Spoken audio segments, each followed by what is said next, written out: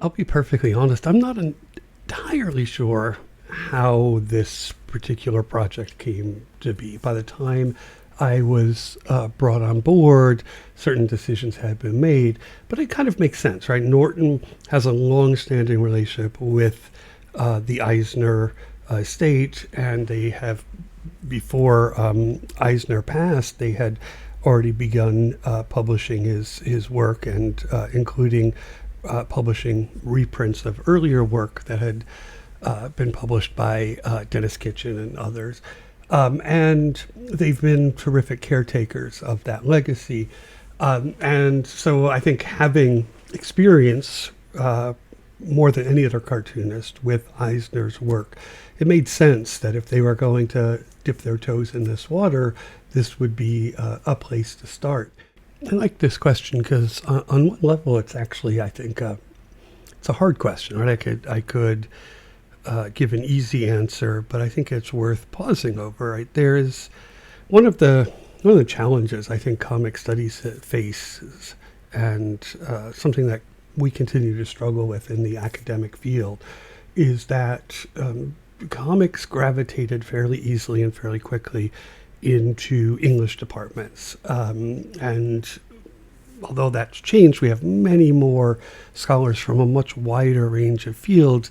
The kind of literary approach and literary canonization of comics really was formative and continues to shape the canon of what gets taught, and therefore, the kind of how comics get taught. So part of me wants to say, or the easy answer would be, comics are literature. But, comics are also not literature, right? Comics are also visual texts, and they require us to engage with visual language. And that's one of the things I love about Will Eisner's work, and why I'm actually think it's so important that we're beginning with Eisner and not with what are some of the amazing works that are much more often taught in undergraduate classrooms. And I think often taught more often because they are, I think, more adaptable to kind of literary methodologies and pedagogies. Eisner's work requires us to take the visual seriously. It requires us to recognize that visual language is as important, and sometimes much more important, than the text itself. And I think, therefore, it's a challenge for new comics teachers, but it's a challenge that Eisner himself helps us through. He is, even when he's not teaching or writing books about kind of how comics, graphic, visual language works, he's teaching us if we pay attention to his stories. And so I am incredibly excited to have a work in the Norton series that is a great work of literature, but also a great work of visual storytelling that requires us to attend to the language of the page, the language of the body expressing itself. These are very emotional stories with very expressive figures. And this is, I think, something that will force all teachers and students to think about what comics does differently than other kinds of narrative art. Originally, the plan was to do Contract with God, the whole work. There were a number of reasons I began to kind of drift away from that. And part of it is my deep love of Dropsy Avenue as a setting for, I think, some of Eisner's greatest works. Part of it is I wanted to kind of use that locale, which obviously features in a central role in the Contract with God stories, but to also kind of see how it evolves as Eisner's own kind of narrative thinking and storytelling and interests change over time. So being able to focus on this one space, this imaginary but obviously deeply grounded space of Dropsy Avenue, and to be able to see how Eisner revisits this space in different works and at different times in his career, seemed incredibly exciting for me. It's a kind of collection that I think really gives us lots of opportunities, particularly when we put it in relationship with some of the reception from the period, to see also how his reputation and the very concept of the graphic novel and literary visual storytelling is changing during that period. The spirit stories were never kind of on the table for us with this volume. And I think, in part that makes just good sense in terms of the ambitions of the Norton Critical Editions and Eisner's own ambitions for his work at this period that this volume is focusing on.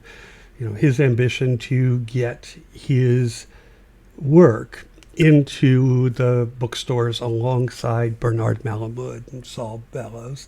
And that is, of course, the world that quite literally Norton Critical Editions is engaging with and celebrating. I think the spirit as a volume down the line, I think, would be fascinating and fabulous. I think, however, these stories work better for those who are coming to the idea of the graphic novel as it kind of evolves out of Eisner's work and the work of many of his contemporaries and those he influenced, to begin taking some of the things they're learning from other narrative forms, including obviously literature, film, and applying it to the unique visual form of comics in a way that allows them to have one foot in the world of literary interpretation and one foot exploring this whole new world that Eisner's stories open up for us. That's actually something I thought about quite a lot, of course, is, what does this add that somebody coming to Eisner for the first time wouldn't have? And I thought back a lot to my own experience of seeking out Norton Critical Editions, in the 1970s and 1980s, to learn more about writers that I was interested in. I wanted to be somebody who read these people, but I didn't quite have the language to know how to engage with them, or quite frankly, even how they were received and understood in their own time and in my time. And that's what the Norton Critical Editions gave me. So I wanted to do that with this edition, and to use also some of the contemporary and contemporary to Eisner and contemporary to ourselves, critical engagement with his work, in order to also think about the ongoing vexed issue, even though it drives all of us crazy in comic studies, where, of course, a lot of people still wonder about the cultural value of comics. And it's something Eisner obviously was tackling head on as he entered into this period of his career, and using his own work and his teaching and other things he was doing at the time around kind of advocating for comics and their possibilities. It's not like that is a settled story as much as we might wish it was. I still have students who are, would tell me, I can't tell my mom that I'm taking a comics class. And I get it, right? I mean, college is expensive. One of the things this does is show her the Norton Critical Edition. And I almost guarantee you that by itself brings with it a cultural capital that suggests that this is worth doing, this is worth studying. But more importantly, I also wanted to give the reader, him or herself, a sense that they could go as deeply as they wanted into the ways in which Eisner's work has been debated, engaged with, studied. And I wanted to provide a very thick introduction that gave a biography of Eisner, so we could really position this important phase in his career in relationship to a hugely long and diverse and incredibly influential career. So gives them a chance to also think about the broader history of comics, and where these innovations and these stories fit in that larger story. For a lot of my students, a lot of the students who might have read Fun Home or read Mouse in an English class or in a Jewish studies class or somewhere else in their college or even high school experience, a lot of them today are entering, post-Mouse, and often, even later. And so I think it becomes all the more important to provide some history for that, to use Eisner as somebody who is there at the very beginning of the comic book industry, playing a crucial role, is there at the beginning of thinking about what comics can do in terms of education, and is there at the very beginning of the graphic novel movement, and whose very career reminds us that comics are comics. And each of these experiments, each of these modes and media and marketplaces are new opportunities to communicate new things and reach new audiences, and that there are still endless possibilities for this form. Eisner, I know, would agree, and I think, like many of us, would be desperate to see what is coming next.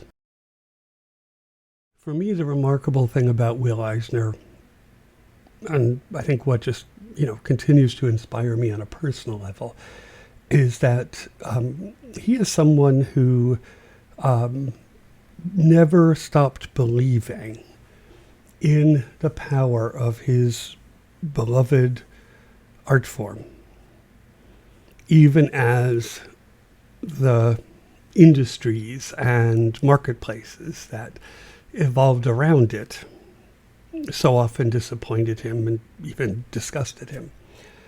And he never stopped believing that as an artist and a thinker working in this field, that he had a right both to earn a living, and he was, I think a part of his talent was as somebody who could think about the practical aspects of making a life in cartooning.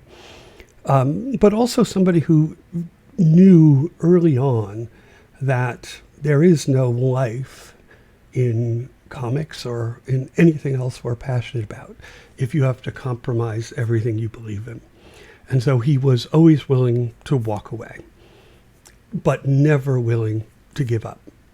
And his return to comics, to making creative narrative comics after several careers, and after, at a point in his life when many other people might be thinking about retirement, and creating something over that period from the 70s through the end of his life that showed how much passion and how much new discovery was still possible, even unto his very last works. I think that, to me, is something I want everybody to know. You deserve to be paid for what you're passionate about, and you deserve to have your vision of what is possible with the things you're passionate about unsullied by those that would cheapen it, those that would corrupt it. Finding the balance between the two is so hard.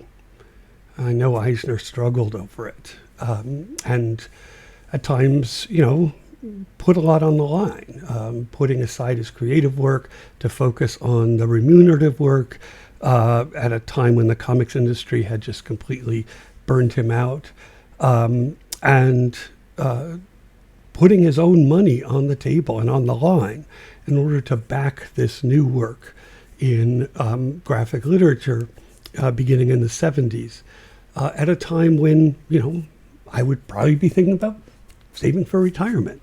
And obviously those risks paid off in both cases. He was able to raise his family with security and comfort, and he was able to prove himself right by betting on himself and on the art form he loved, at the late and final stage of his career, which turned out to be the longest stage of his career. We should all be so lucky.